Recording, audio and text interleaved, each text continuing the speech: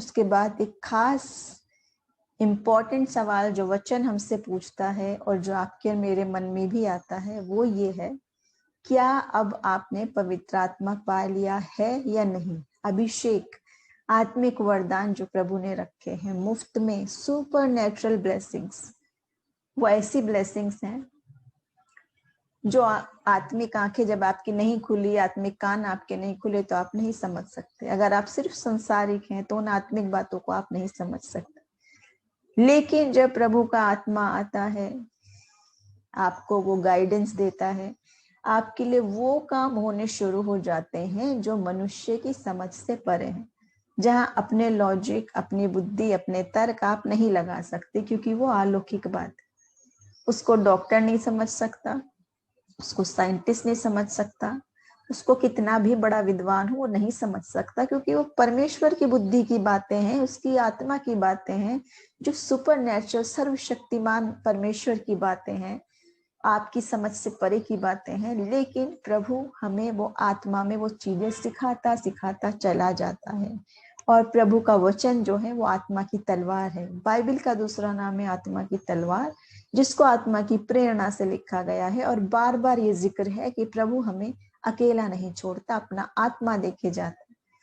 अगर वो आत्मा आपने नहीं पाया, अगर उसकी आवाज, उसकी सुपरनेचुरल ब्लेसिंग्स, वो आत्मा के वरदान आपने ग्रहण नहीं किए, तो अब भी मौका है, अभी भी प्रभु चाहता है।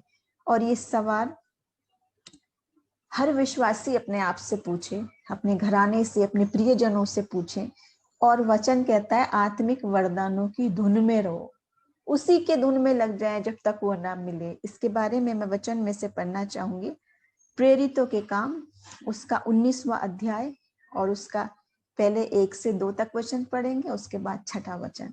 यहाँ इस प्रकार लिखा है, और जब अपुल्लोस कुरिन्थुस में था तो पौलुस ऊपर से सारे देश से होकर इफिसुस में आया, और कई चेलों को देखकर उससे कहा, क्या तुमने विश्वास करते समय पवित्र आत्मा पाया? उन्होंने उससे कहा, हमने तो पवित्र आत्मा की चर्चा भी नहीं सुनी। उसके बाद इसी के 6 वचन में है, और जब पौलुस ने उन पर हाथ रखे तो उन पर पवित्र आत्मा उतरा, और वो भिन्न भिन्न भाषा बोलने और भविष्यवाणी करने लगे।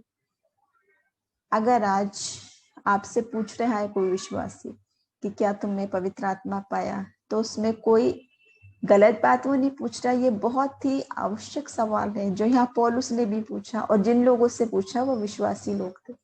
क्योंकि उसने कहा, जब तुम विश्वास करते समय क्या पवित्र आत्मा पाया? और वो बोले, हमने तो चर्चा भी नहीं सुनी।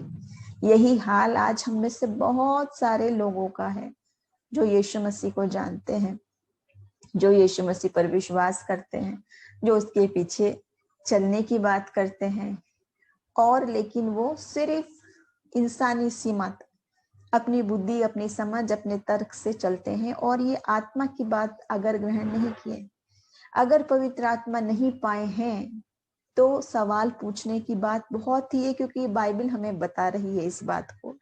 और जब हम देखते हैं कि जब उसने कहा कि हमने तो चर्चा भी नहीं सुनी, तो पौलुस ने उनके ऊपर हाथ रखा और वो पवित्र आत्मा पाए, और वो अन्य अन्य भाषा बोलने लगे। यानी बाइबल बता रही है, अगर आपने ये पवित्र आत्मा नहीं पाया है तो पाए। अभिषेक लोगों के हाथ रखने से भी, और स्वयं प्रभु से मांगने से भी, क्योंकि वो वायदा है। यीशु मसीह स्वयं कहता है कि मैं तुम्हें अकेला नहीं छोड़ूंगा, एक सहायक तुम्हें देके जाऊंगा, अर्थात सत्य का आत्मा। वो आत्मा का अभिषेक भरपूरी से हम पर रहे, और हम आत्मा के वरदानों के धुन में लगे रहें। अगर नहीं पाया है तो हम पाएं। और हम देखते हैं चारों सुसमाचार में ये जिक्र है कि यीशु मसीह किस प्रकार आत्मा से आपको भरपूर करेगा, और आत्मा का वायदा किया गया है कि न केवल पानी से बल्कि आत्मा के बपतिस्मे की बात